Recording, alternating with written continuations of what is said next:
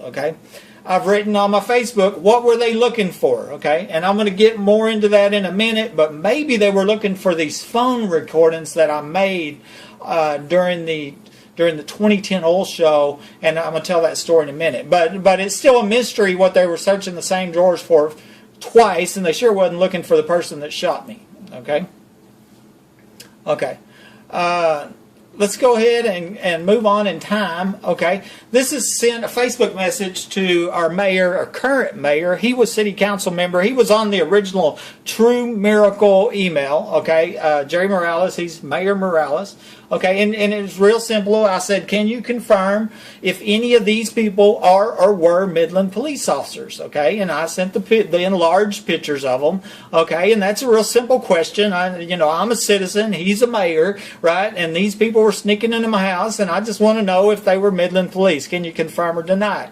This was sent October 29th, 2014. Okay, I didn't get any message back from the mayor. This also went to Councilman Lacey, Councilman Robnett, same exact message. I copied and pasted it. Councilman Hotchkiss, and maybe a few others these are current council members that asked them the same question, but I was ignored. And once again, I want you to keep in mind this date, October 29th. Okay. Because so then rape and murder email sent to the governor, which is Rick Perry at the time. Okay, sent to the attorney general, which is Greg Abbott, and he is current governor now but he wasn't then because this was sent on December 14th. Okay, and this was 6 weeks after I had sent that to Morales and to the Texas Rangers. Okay, and this is all on my Facebook. Okay, and basically what I did was I sat down. And I wrote this story. I told it before, and I wrote it before, and it's called Rape and Murder. I was dating a woman in 2010, before I knew about the break-ins at this house, that told me that there was a prostitution event going on during the evenings of the oil show. I don't know where. Okay, I suspect it's underground and maybe under this house or around this house. But they murdered this young girl because she didn't want to prostitute for them. Okay.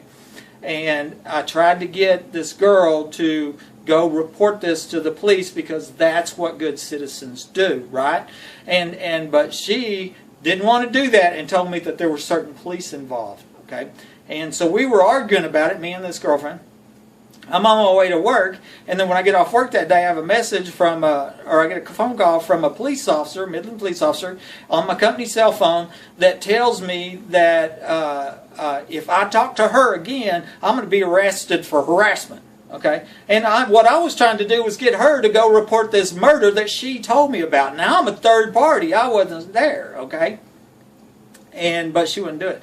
This week during this oil show when it's going on, she was gone in the evenings, and I was making phone recordings. I had it on the speakerphone, and I had the digital recorder, okay, and I was recording our phone conversations. And what was happening is there was, as far as my understanding, there was more than one. She wasn't the only person there. There was plenty of other people there. Okay, these are, as far as I know, very famous prostitution oil show is before I was born been going on, and I've read it in the paper where prostitutes flying in from all over the country to work this convention, this big oil show, but nobody knows where it's happening at, right? And I've got an idea where it's happening at. But anyway, I was recording it. They were drugging these women at 11 o'clock at night. I'd be talking to her on the phone, and this was all recorded on these recordings, and she had to go take her pill at 11 o'clock at night, which make her fall asleep and get sleepy, and then she'd be woken up later with a foggy type memory, and then they'd leave about 3 or 4 in the morning, something like that. Anyway, I wrote this big story out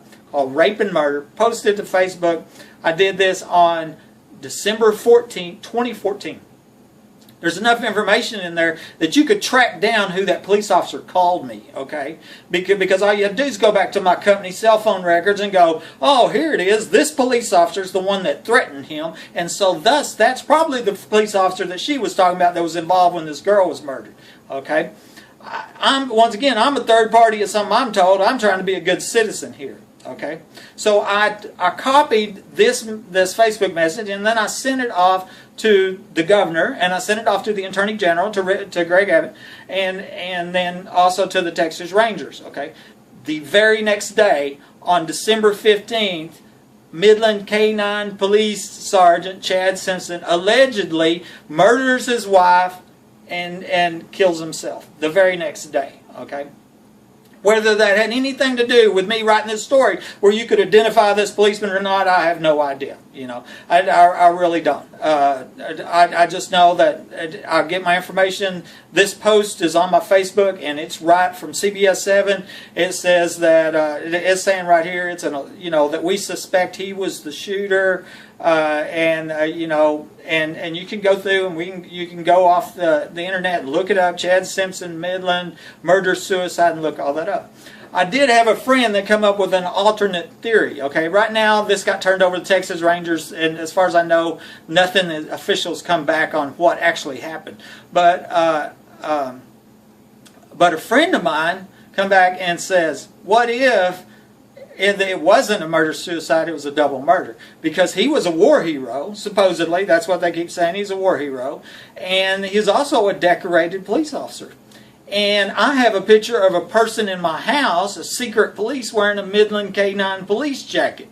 And I've also done, and I'm going to show you in a minute, some face comparisons. So I'm suspecting he's the one. And I'm sure the families want to know, was he sneaking in my house involved in the attempted murder of me? Okay. And did that have anything to do with the murder-suicide? I'm sure her family wants to know, and of course there's 2 orphan children now, and the public wants to know, and on top of that, I read that he was on duty. This is an on-duty police officer, and we as the public want to know what's going on with our police department, right? And so was he the person that was in my house? And so I want to put that out there. The rape and murder story is on my Facebook. This is out here. And if you're a newspaper, contact Rick Perry and say, "What did you do, Rick?" And contact Greg Abbott and go, "What did you do, Greg?" And how about this? The Rangers, was he the one that was in Buddy's house covering up that murder attempt? Ask them these questions.